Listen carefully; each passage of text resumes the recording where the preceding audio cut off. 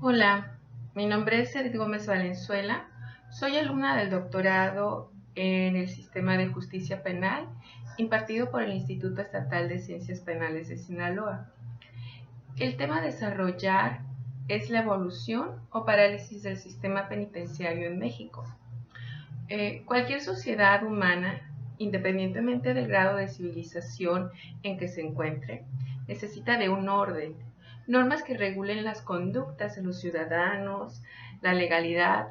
Es el requisito de observar ese determinado orden, ese sistema de normas jurídicas, reglas, leyes, contrato social, que aseguren una conducta adecuada entre los ciudadanos y evite las acciones arbitrarias.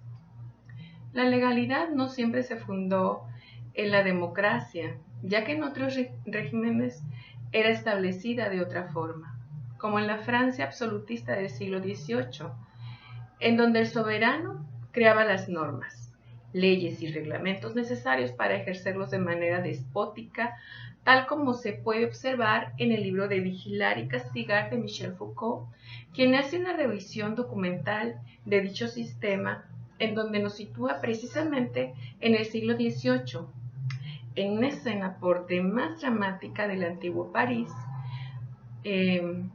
cuyos ciudadanos estaban habituados a la barbarie, a los castigos desmedidos, en donde se ejecutaba una sentencia al parricida Damins, quien fue objeto de toda clase de torturas tales como la exhibición de su cuerpo semidesnudo, atados de manos.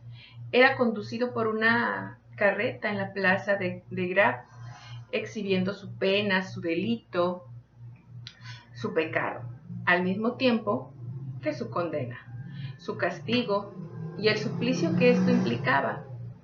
Dolor, sufrimiento infinito sostenido por medio de latigazos crueles, inhumanos, tales como perforar las tetillas, los brazos, los muslos, las pantorrillas, y en su mano derecha sujetaba el cuchillo con el que cometió el crimen. Era quemado con fuego, azufre, sobre las partes atenaceadas, derramar plomo derretido, aceite hirviendo, pez, resina ardiente, cera y azufre fundidos juntamente. Y a continuación, su cuerpo era estirado y para ser desmembrado por 4 caballos, para después sus miembros y tronco ser echados al fuego, reducidos a ceniza y sus cenizas arrojarlas al viento. Con todo esto, el rey ejecutaba y demostraba el poder absoluto que ostentaba ante sus súbditos. Es decir, no había más ley que la del rey, haciendo que la condena resonara en la conciencia de cada uno de ellos, para que nadie pretenda violar las leyes y las reglas del rey, y con ello inhibir y prevenir el delito. El castigo y el sufrimiento eran sostenidos en el cuerpo del condenado, que ni siquiera se atrevía a maldecir ni a implorar perdón a su Dios, que parecía no tener misericordia de él, porque debía, según la cultura de entonces, expiar sus pecados para que su alma fuera liberada y encontrar el perdón divino.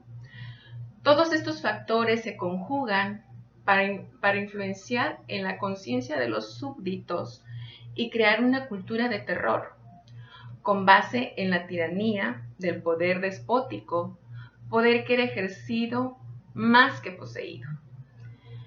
Bien, la resonancia de los suplicios nos habla que en la práctica cotidiana de la penalidad del siglo XVIII, la pena de muerte representaba de un 9 a un 10% de las sentencias, y la sentencia más frecuente era la del destierro o la multa, que iban acompañadas del suplicio que representaba la exposición, cepo, látigo, marcas, estigma, que era la regla en todas sus sentencias. Toda pena debía llevar consigo algo de suplicio, para que quedara en la memoria tanto del acusado como de todo el pueblo. Estos juicios se hacían en secreto, ya que en materia penal el establecimiento de la verdad era para el soberano y los jueces un derecho absoluto y un poder exclusivo, es decir, cero publicidad.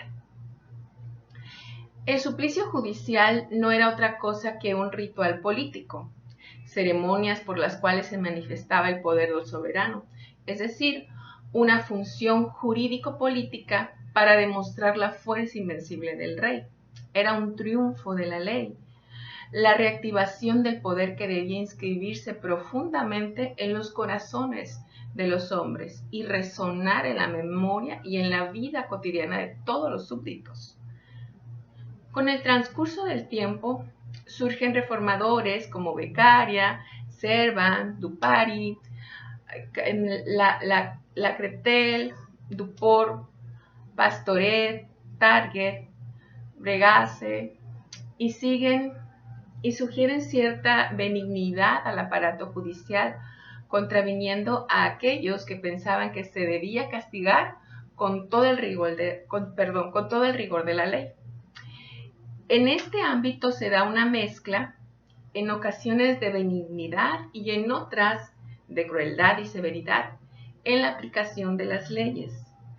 La condición humana de los delincuentes se ha de hacer respetar con el abandono del método de castigo, que implique el suplicio, símbolo evidentemente de la barbarie. La humanidad ha de ser la medida, que dé pie al camino de la benignidad dentro del aparato judicial.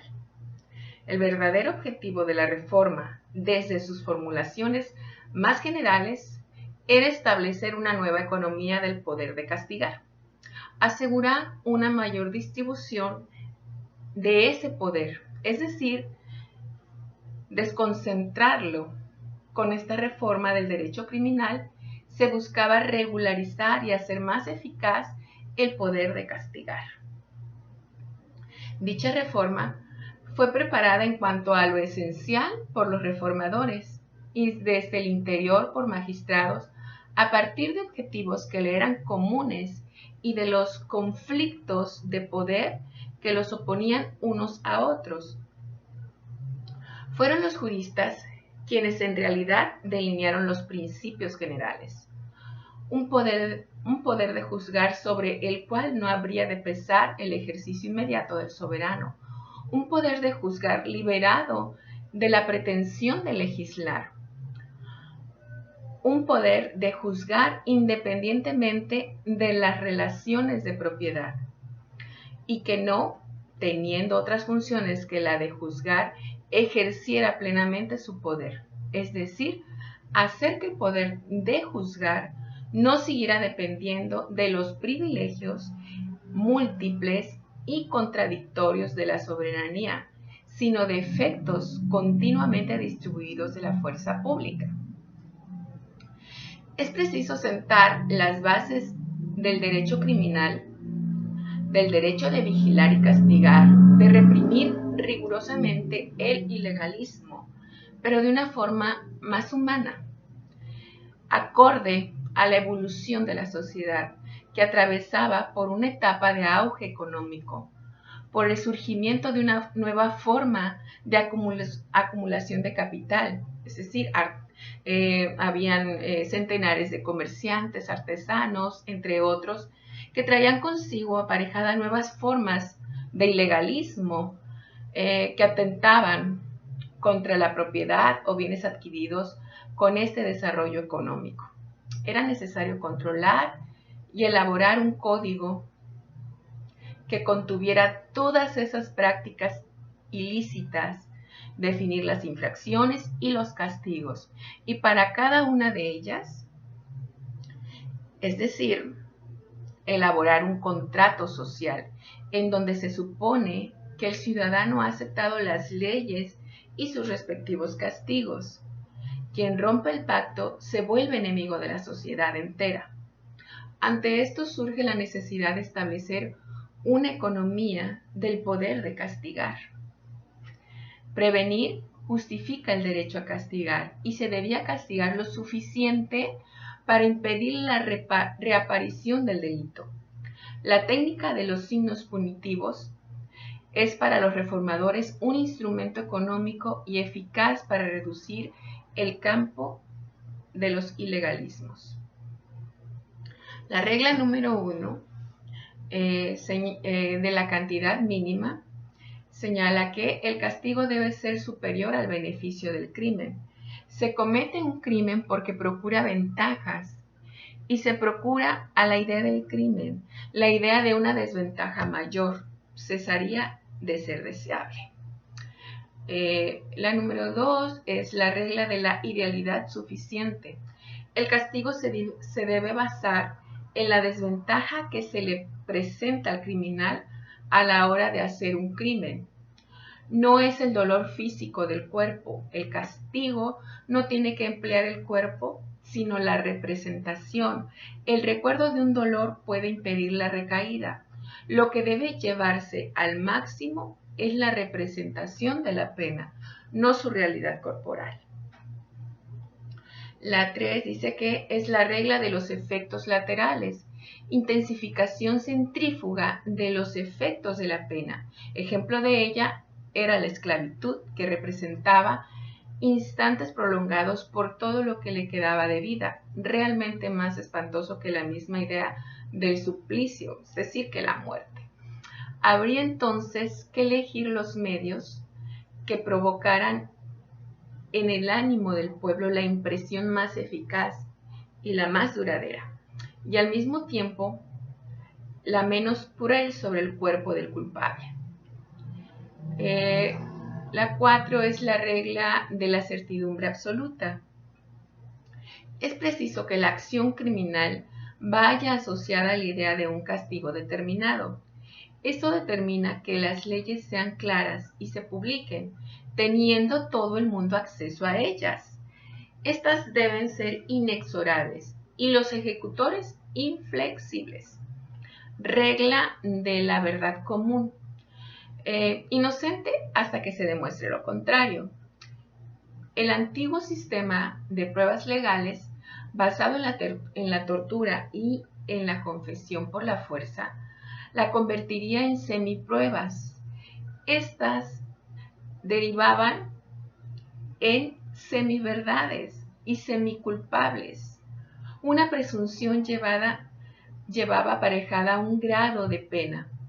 La verificación del crimen debe obedecer a los criterios generales de toda verdad. La verdad del delito no puede administrarse hasta que sea enteramente probada y hasta la demostración final del delito debe considerarse inocente al inculpado. Regla número 6 es de especificación óptima. Señala que la calificación de todas las infracciones clasificadas y reunidas en un código suficientemente preciso para que cada tipo de infracción esté claramente presentada en él, un código exhaustivo, implícito, que defina los delitos y fije las penas. Pero también es necesaria la individualización de las penas, conforme a los caracteres singulares de cada delincuente y elementos que permitan calificar el propio acto. Variables como circunstancias o intencionalidad permiten calificar el propio acto, así como el modo de vida, la forma de pensar, entre otras. Se trata de que cada infracción particular y cada individuo punible puedan caer sin arbitrariedad bajo el peso de la ley general. Los delitos se particularizan en la más exacta gradación. El concepto de reincidencia aparece a finales del siglo XVIII. Se les puede duplicar la pena, poner la máxima o la inmediata superior. Poco a poco, la diferencia entre criminal y primerizo y reincidente se hace más importante. Aparecen el criminal pasional irreflexivo, involuntario.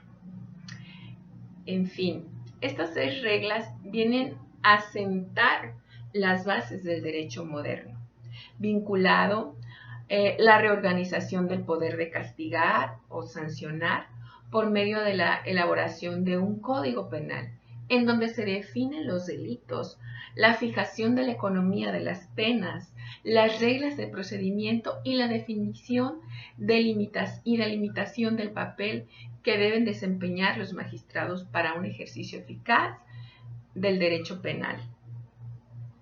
El doctor Sergio García Ramírez señala que los derechos fundamentales del individuo por una parte y la composición del sistema penal por la otra se advertirá en aquellos que proponen la defensa de la vida y la libertad de los hombres.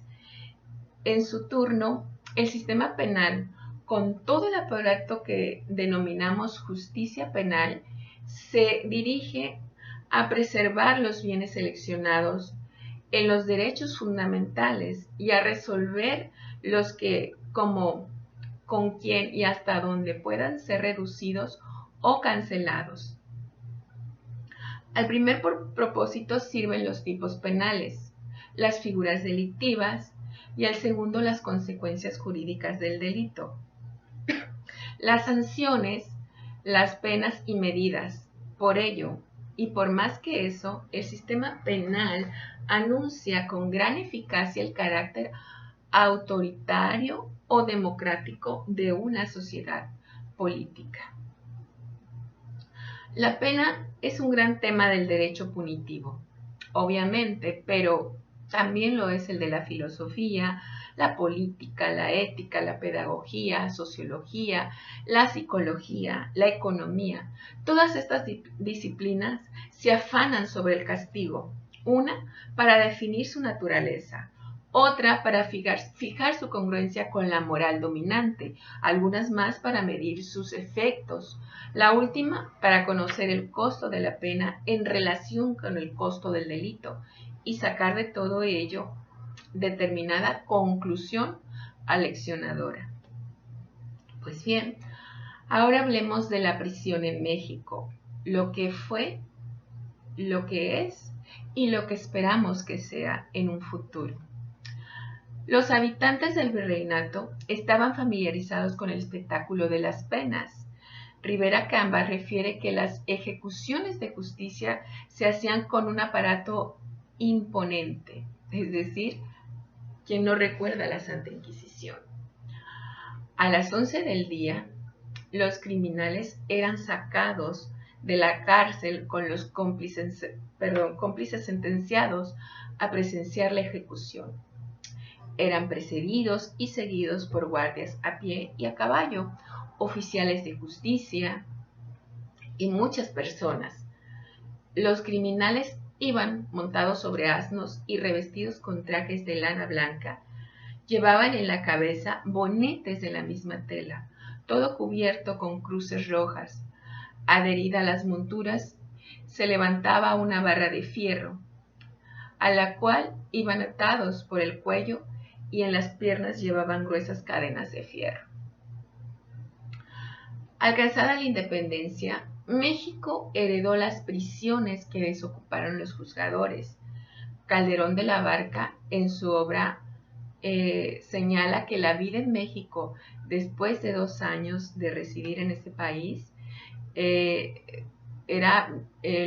los presos se apiñaban en uniforme mezcolanza, centenares de presos, sin que se les tome en cuenta ni la naturaleza particular del delito, ni siquiera si era salteador o era ratero, es decir, ni el famoso reo político, el deudor con el monedero falso, etcétera. Es decir, había una mezcla de todas las personas que cometían diferentes delitos. No había ninguna clasificación.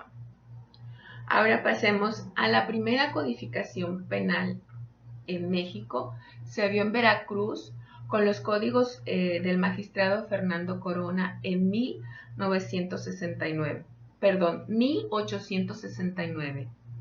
En 1871 hubo la exposición de motivos del Código Penal elaborada por Martínez de Castro.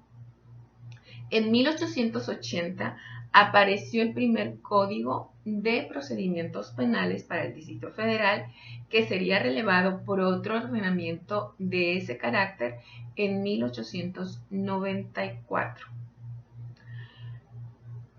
Ahora hablaremos de la provisión de la muerte, cuando se funda. Dice, la Constitución Mexicana de 1857 señala lo siguiente. Artículo 21. La aplicación de las penas propiamente tales es exclusiva de la autoridad judicial. Artículo 22. Queda para siempre prohibidas las penas de mutilación y de infamia, la marca, los azotes, los palos, el tormento de cualquier especie, la multa excesiva, la confiscación de bienes y cualquier otra pena inusitada o trascendente. El artículo 23 de ese año señala que para la abolición de la pena de muerte queda a cargo del Poder Administrativo el establecer a la mayor brevedad el régimen penitenciario.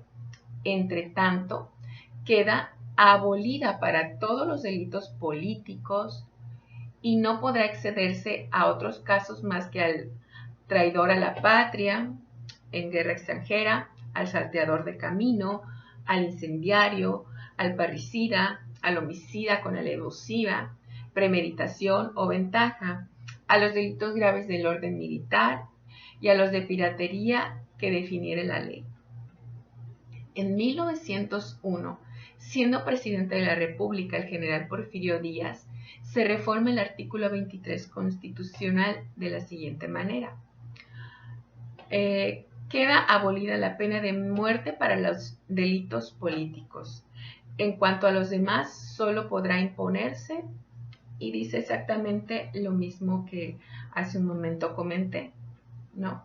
En cuanto al sistema penitenciario en México, en 1840, Mariano Otero propuso adoptar el régimen de Filadelfia, es decir, las cárceles celulares. Estas son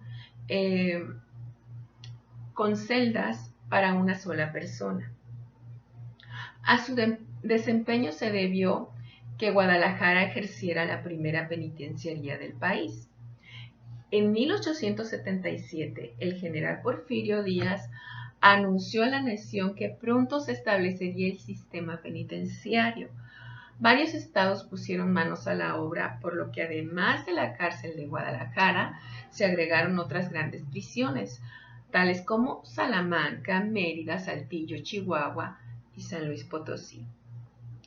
No deja de llamar la atención que en un informe, el presidente Díaz ante el Congreso, el 16 de septiembre de 1878, se haya ocupado en manifestar que México participaría en el Congreso Penitenciario de Estocolmo por conducto de su representante diplomático en Alemania. Entre los proyectos más notables de esa figura, el de Antonio y Carlos Medina,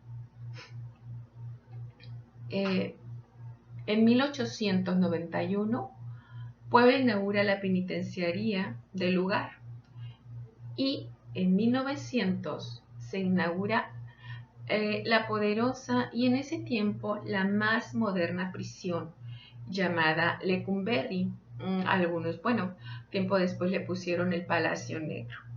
La primera prisión en México basada en las cárceles modernas de Francia, cuyo modelo correspondía al panóptico. Era un tipo de arquitectura carcelaria ideada por el filósofo utilitarista Jeremy Bentham, en cuyo edificio, construido de modo que toda su parte interior se pueda ver desde un solo punto, es decir, sobre una torre central, para poder tener vista periférica de todas las prisiones.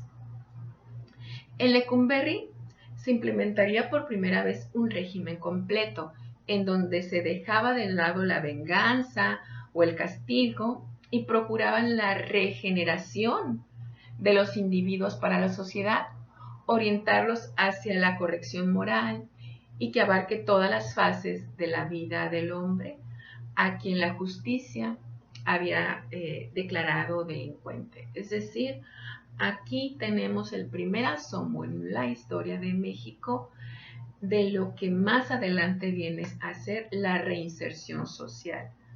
Entonces, precisamente en este año, en 1900, es en donde se establece una serie de factores que benefician a los derechos humanos.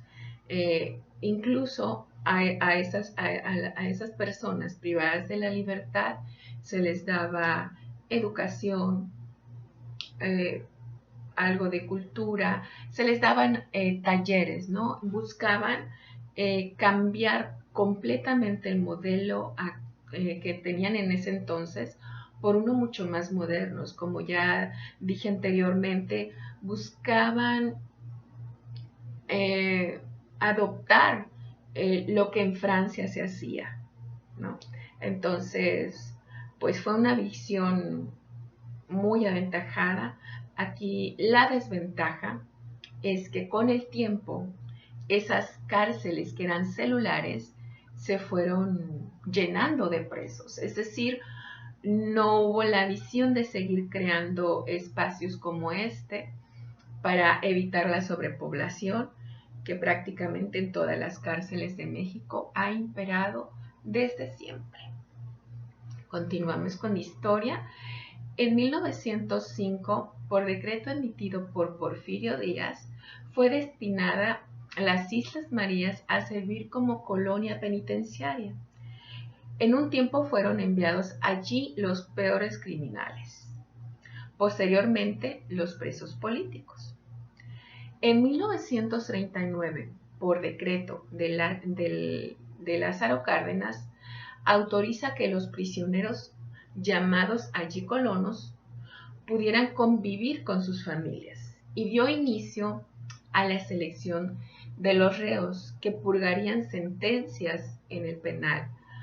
Para seguridad de las familias, no podrían ingresar al penal delincuentes sexuales ni psicópatas. Desde 1905 hasta 2012 fue administrado por la Secretaría de Gobernación.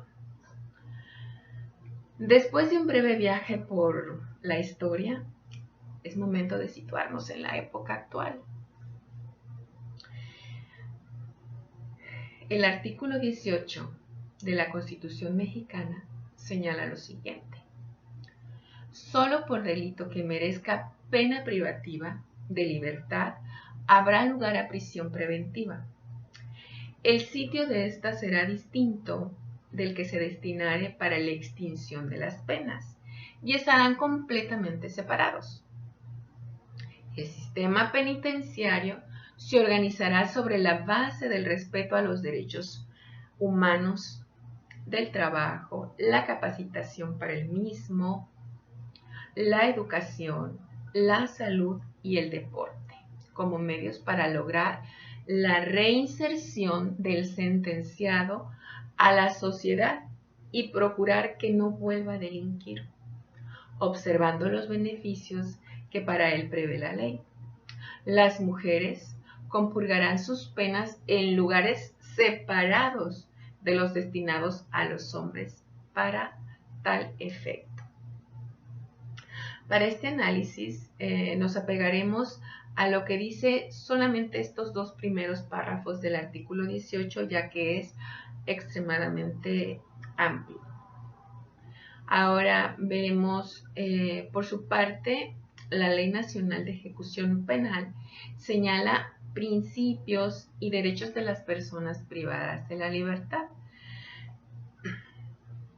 de aspecto para garantizar la integridad personal del interno, aspectos que garantizan una estancia digna, condiciones de gobernabilidad, reinserción social del interno, tales como educación, deporte, trabajo, salud, alimentación sana, atención a internos con requerimientos específicos, en fin, una serie de condiciones tomadas de lo que son las reglas mínimas de las Naciones Unidas para el tratamiento de los reclusos.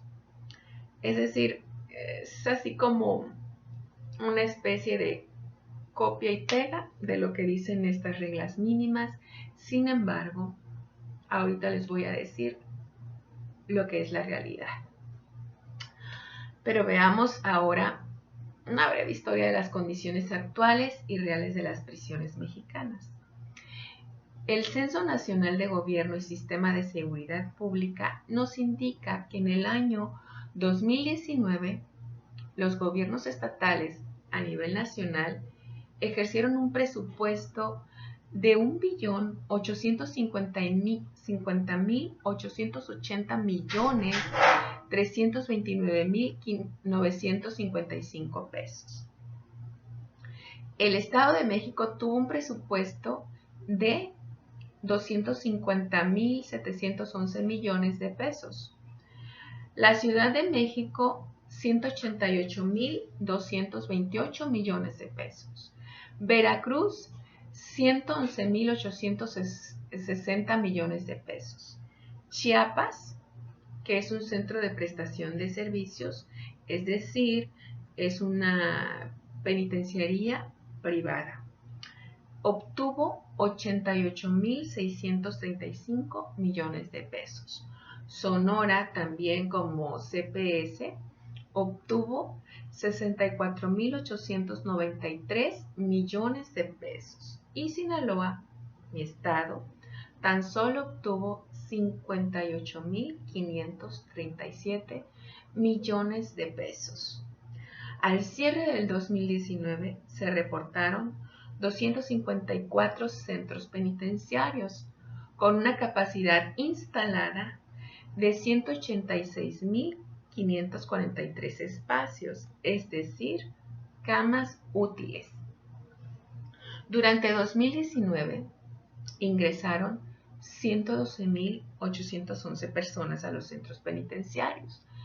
Del total de esta población, 92.5 son hombres y 7.5 fueron mujeres. Con respecto al estatus jurídico que presentaba la población privada de la libertad en los centros penitenciarios, 63.726 personas se encontraban sin sentencia. En cambio, 116.376 personas contaron con sentencia. En cuanto a las personas privadas de la libertad sin sentencia, es decir, 63.726, es decir, el 42%, estuvo 12 meses o más en espera de sentencia.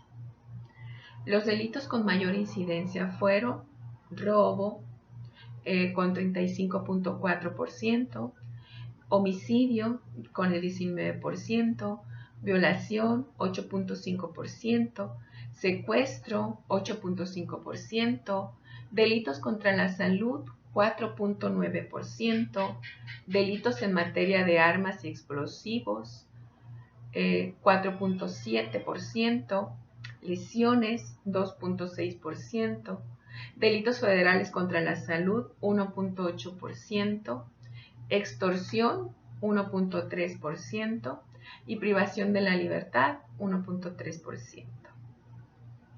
Con relación a los incidentes ocurridos en los centros penitenciarios, se reportaron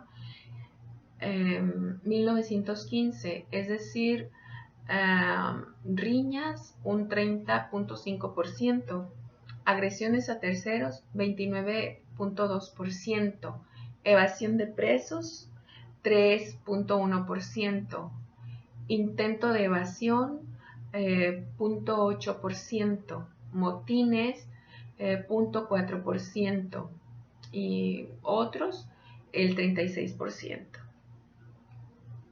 En cuanto a las personas que se encontraban estudiando en capacitación y o ejerciendo alguna actividad ocupacional, se reportaron 156.271 personas, de las cuales 109.598 ejercieron alguna actividad ocupacional.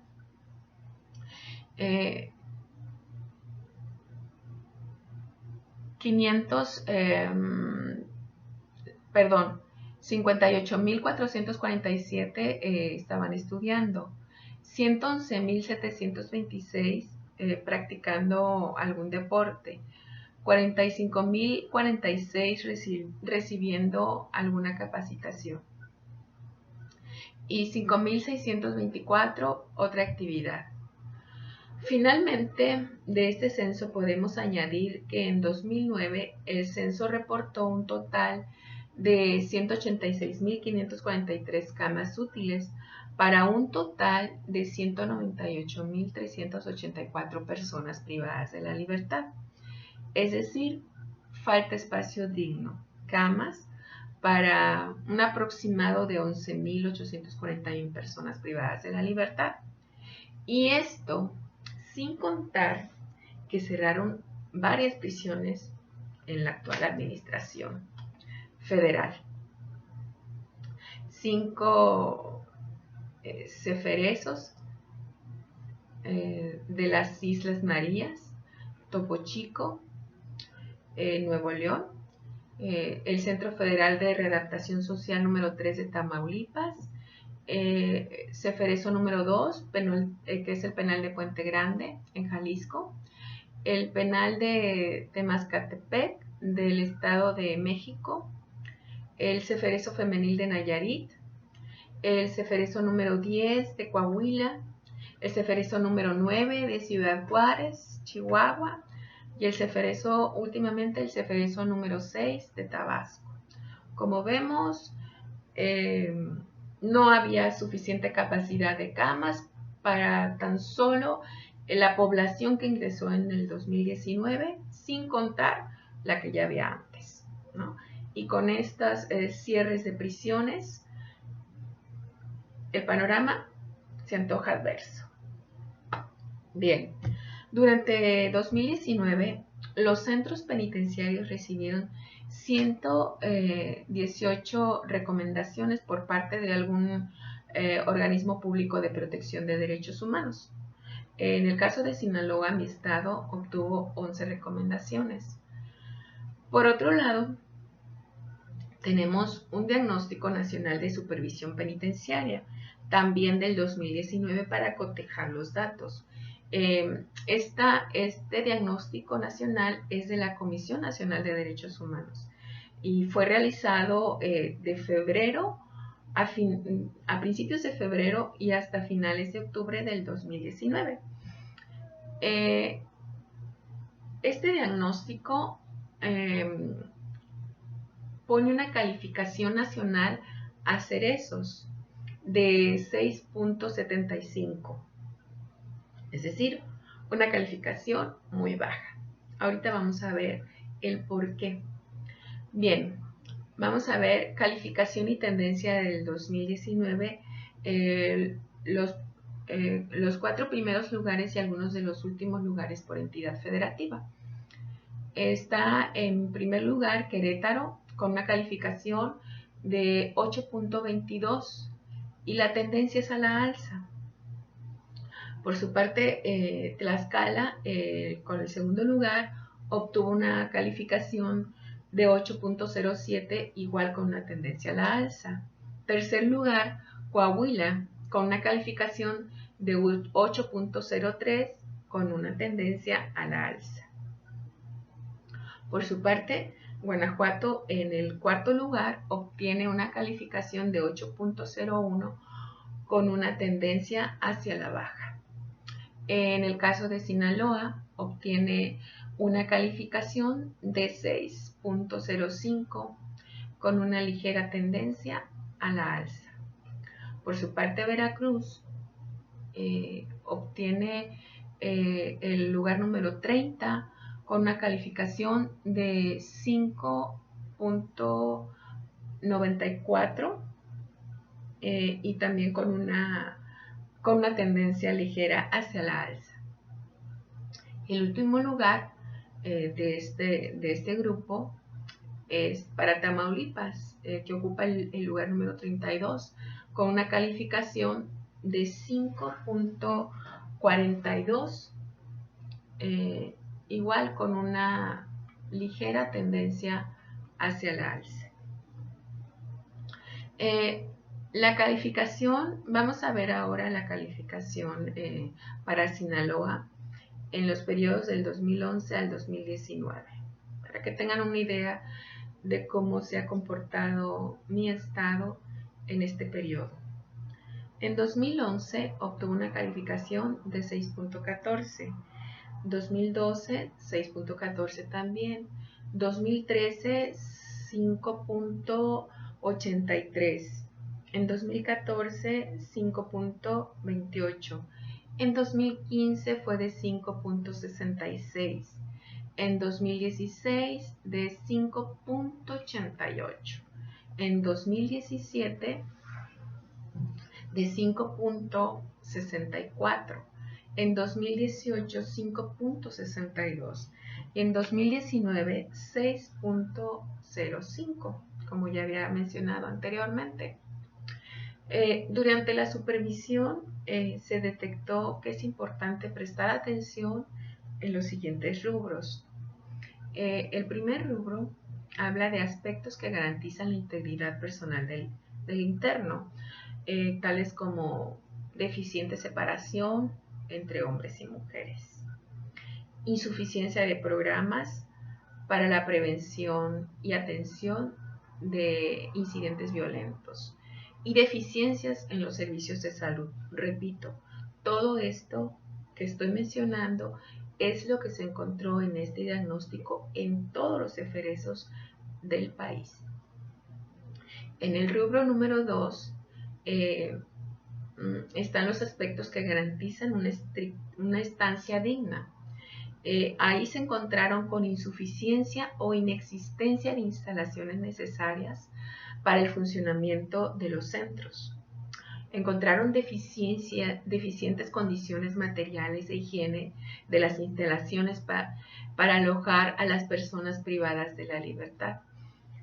Encontraron deficiencias en la alimentación. En el rubro número 3, que son las condiciones de gobernabilidad, encontraron insuficiencias de personal de seguridad y custodia, deficiencias en el procedimiento para la imposición de sanciones disciplinarias, ejercicio de funciones de autoridad por personas privadas de la libertad, condiciones de autogobierno, cogobierno, es decir, los prisioneros o algunos prisioneros están haciendo gobierno al interior de las prisiones. Se encontraron también presencia de actividades ilícitas.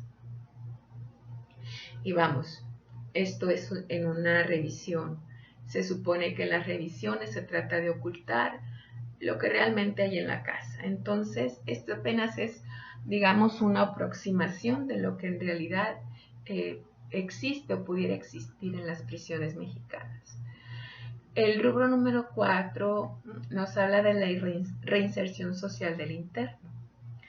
Pues bien, se encontraron deficiente separación entre procesados y sentenciados.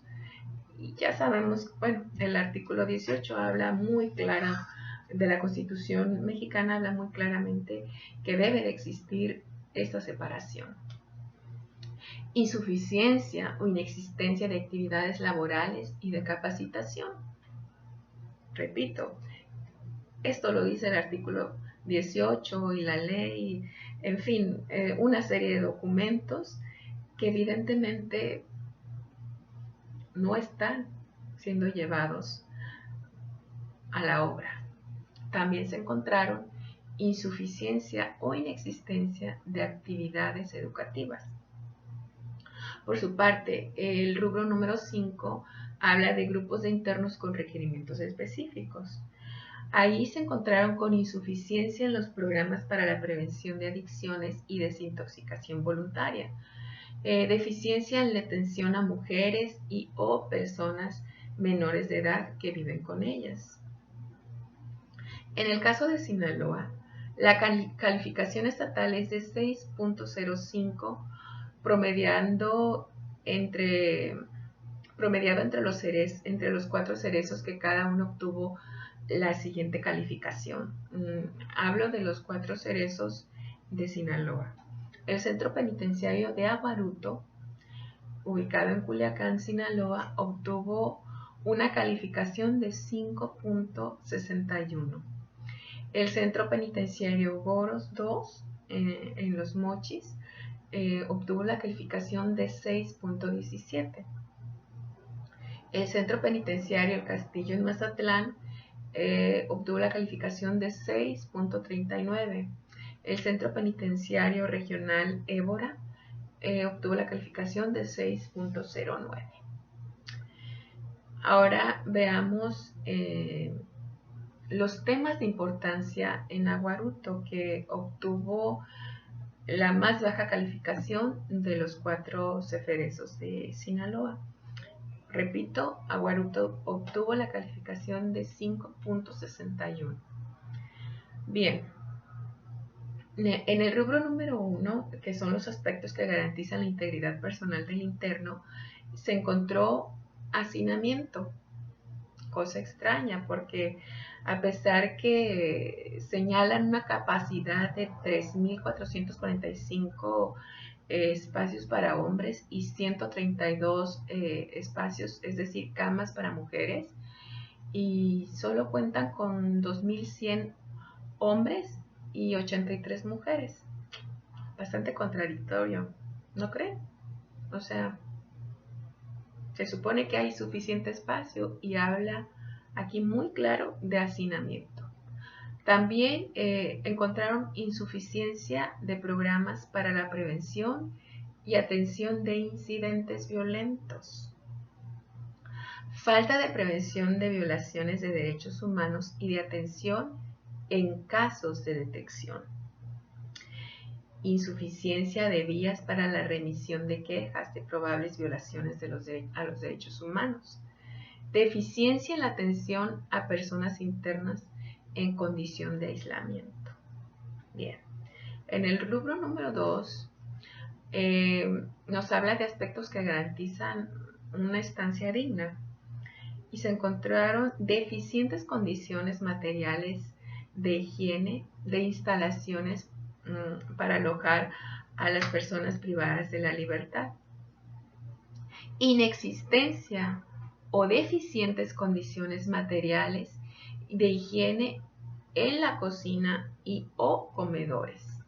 Inexistencia o deficientes condiciones materiales de higiene en instalaciones para la comunicación con el exterior. Y deficiencias en la alimentación. El siguiente rubro nos habla de las condiciones de gobernabilidad.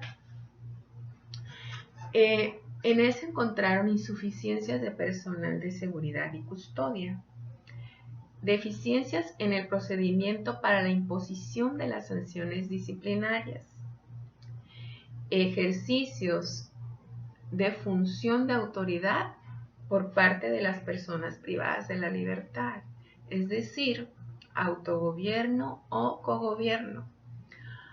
Además, encontraron presencia de actividades ilícitas y cobros. El siguiente rubro nos habla de la reinserción social del interno, en donde se encontraron deficiente separación entre procesados y sentenciados y una inadecuada vinculación de las personas privadas de la libertad con la sociedad.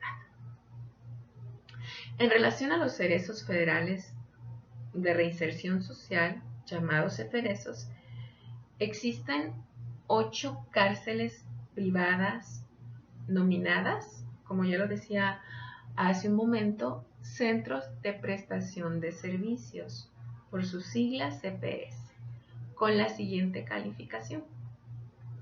Estos son los que obtuvieron la más alta calificación de los ceferezos que a continuación daré. En primer lugar está Guanajuato con una calificación de 8.23. En cuarto lugar está Oaxaca con 7.98. Quinto lugar, Chiapas con una calificación de 7.89. Octavo lugar, Coahuila con una calificación de 7.75. Noveno lugar, Sonora con una calificación de 7.72. El 11º lugar fue para Morelos, que es una CPS femenil con una calificación de 7.63. El 13º lugar fue para Michoacán con una calificación de 7.36. Y el 17º lugar fue para Durango con una calificación de 6.37. En estos centros de prestación de servicios, es decir, cárceles privadas, tienen el 54% del total de personas privadas de la libertad, de las cuales 14.852 son del fuero federal y 3.334 del fuero común en una prisión federal. Bien. En relación a los centros federales de reinserción social de todo el país, la calificación nacional es de 7.53. Calificación y tendencia 2019 de los centros federales de reinserción social. Voy a decir lugar, estado, calificación y tendencia. En primer lugar fue para el Ceferezo número 12 de Guanajuato, con una calificación de 8.23 con una tendencia a la alza.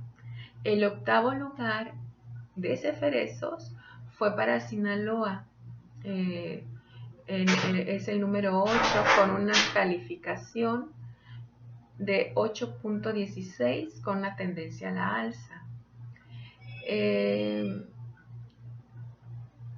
El tercer lugar fue para el Centro Federal de Rehabilitación Psicosocial de Morelos, con una calificación de 8.05 con una tendencia hacia la alta.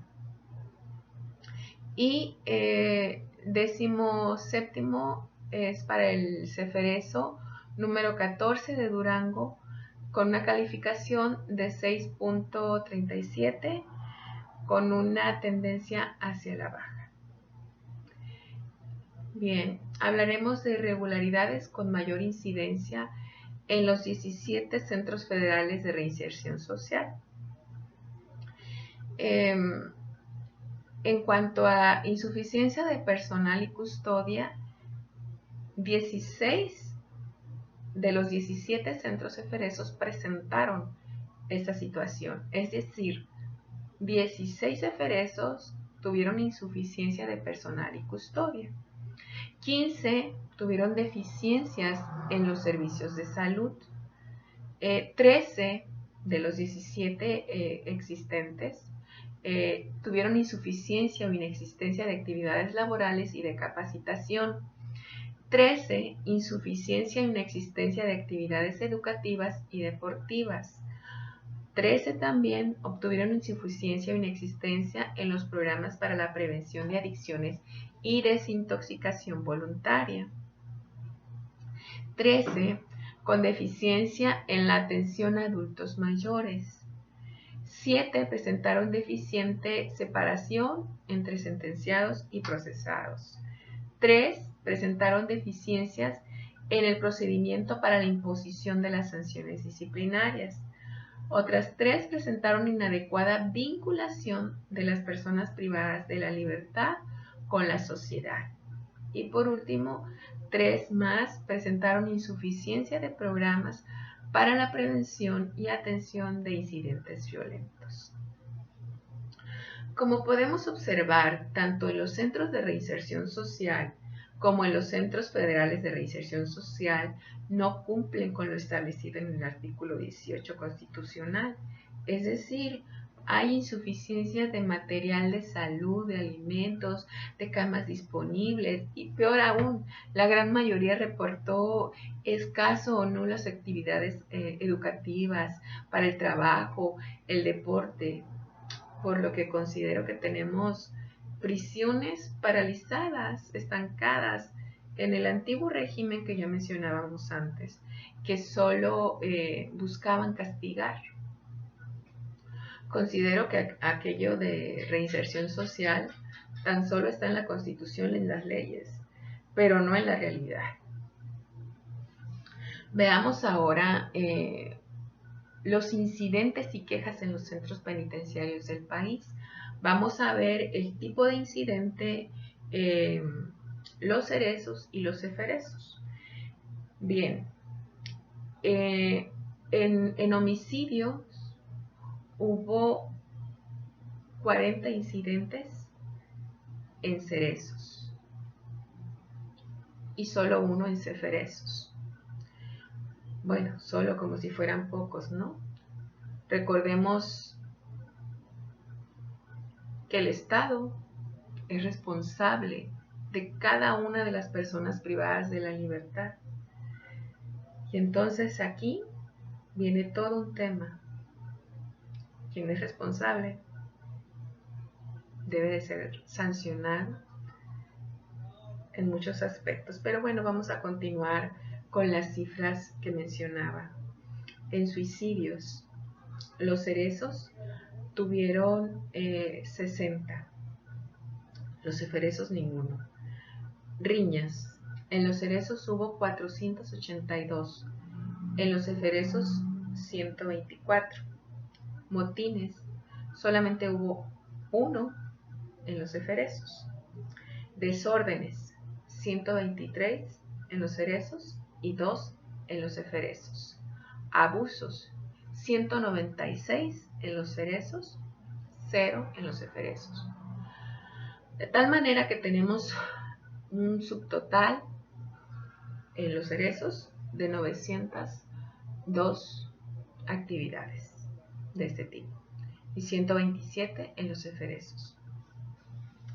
Asimismo, las autoridades refirieron el cúmulo de quejas recibidas durante el año, alcanzando un total de 1.240, correspondiendo, decíamos, 1.213 al 97.82 de quejas a internos que se encontraban en establecimientos de orden local.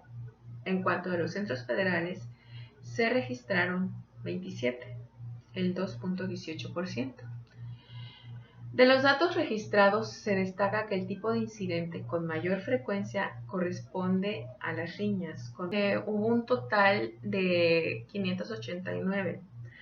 465 fueron en ceferezos y 124 en ceferezos. El segundo lugar lo ocupan los abusos, con 196 a cerezos. El tercer lugar los desórdenes, con 94. 92 es en cerezos y 2 en ceferezos. El cuarto lugar lo ocupan los homicidios y suicidios, con 96 decesos.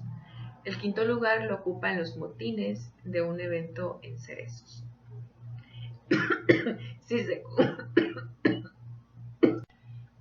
Si se presenta el número de incidentes con el de quejas presentados por los internos ante las autoridades penitenciarias, se observa que en total los gobiernos locales registraron 2.115, un promedio de 93.21%, y el gobierno federal 154, un aproximado de 6.79%. Al fin de tener una visión específica sobre el tipo de incidencias y quejas que se registraron durante el 2019, a continuación presentamos el desglose respecto a cada tipo de suceso que se registró tanto en centros locales como federales. En los cerezos, las riñas. En el caso de los cerezos, la incidencia fue la siguiente en relación a las riñas. Entre los estados que reportaron mayor incidencia fueron los siguientes: Estado de México con 138, Michoacán con 87, Baja California con 62 y Oaxaca con 37 reportes. El mes en donde se reportó mayor incidencia de riñas fue junio y el horario de 12 a 18 horas. Además, el lugar con mayor frecuencia donde se suscitaron estos incidentes fue en los dormitorios. La principal causa que se reporta en riñas es por diferencias personales, motivos patrimoniales como deudas y robo, agresiones.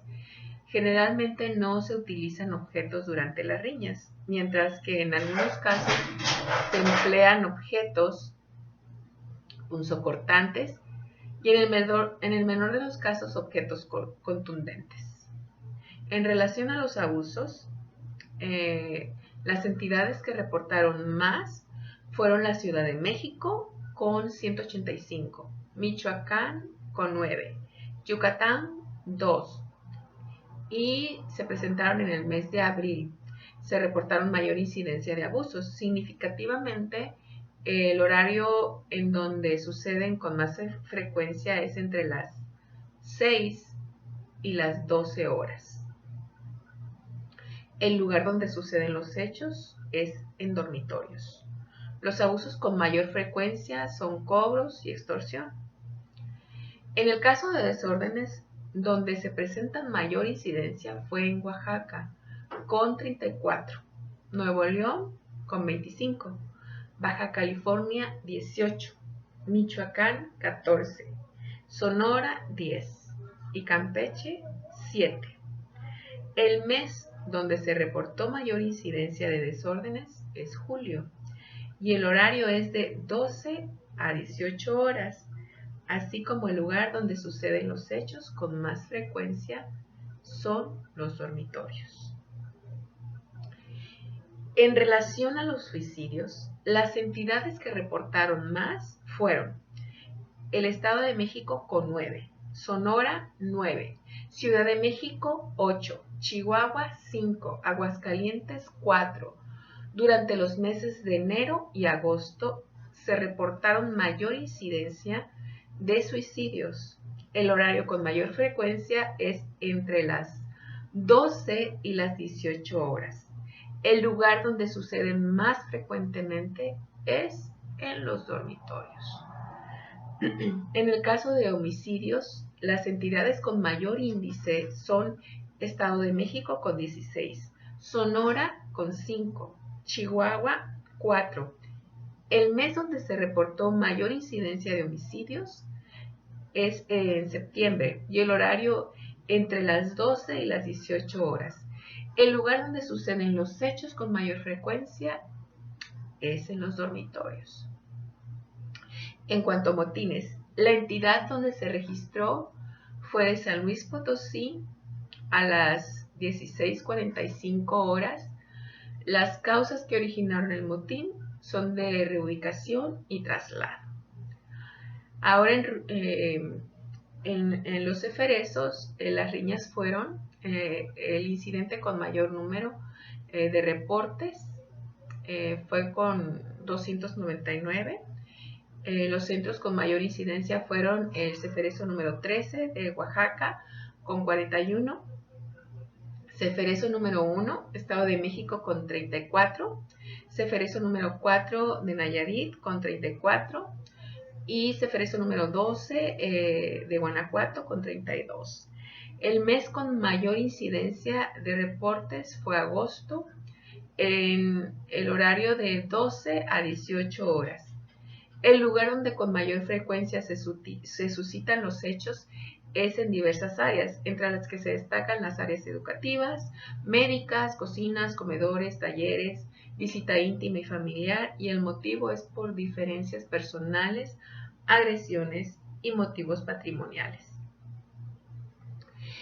En segundo lugar, las quejas con un total de 88 se refieren, entre los cuales destacan con 27 el Ceferezo número 14, Durango con 21, el Ceferezo número 11, Sonora, y con 15 el Ceferezo número 4 de Nayarit. Además, el principal motivo de las quejas es por la atención médica con 49 registros. Bien, estas son las cifras reportadas en el Diagnóstico Nacional de Supervisión Penitenciaria de la Comisión Nacional de Derechos Humanos. Sin embargo, quiero comentarles que a través de un video que observé en YouTube, vi que existe un centro penitenciario estatal en Nuevo León. Se trata del Cerezo de Apodaca, quien cuenta con una serie de indicadores, tal como lo señalan las reglas mínimas para reclusos, ¿no? De entrada, existen escáner de cuerpo completo para que las personas puedan ingresar sin necesidad de ser esculcadas, es decir, solamente entran, se ponen en el escáner para que se analice y puedan ingresar para todas las personas.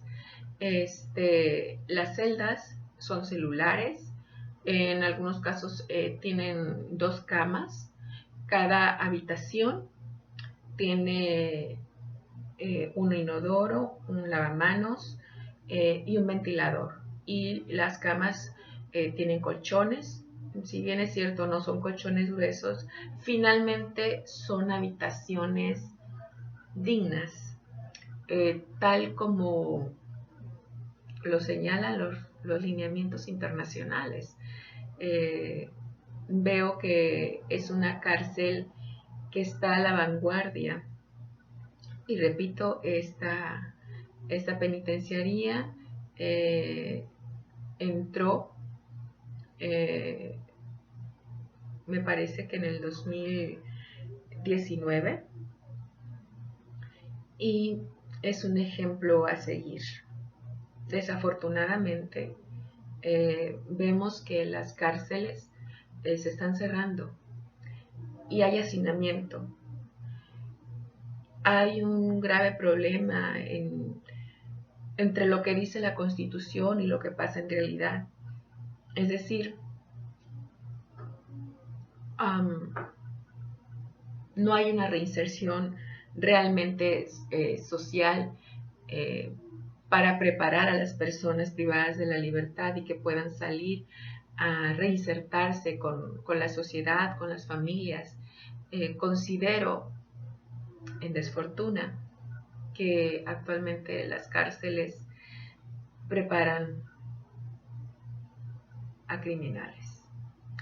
Si una persona entró por un delito de robo, ahí los preparan para otro tipo de circunstancias a las que no deberían de presentarse.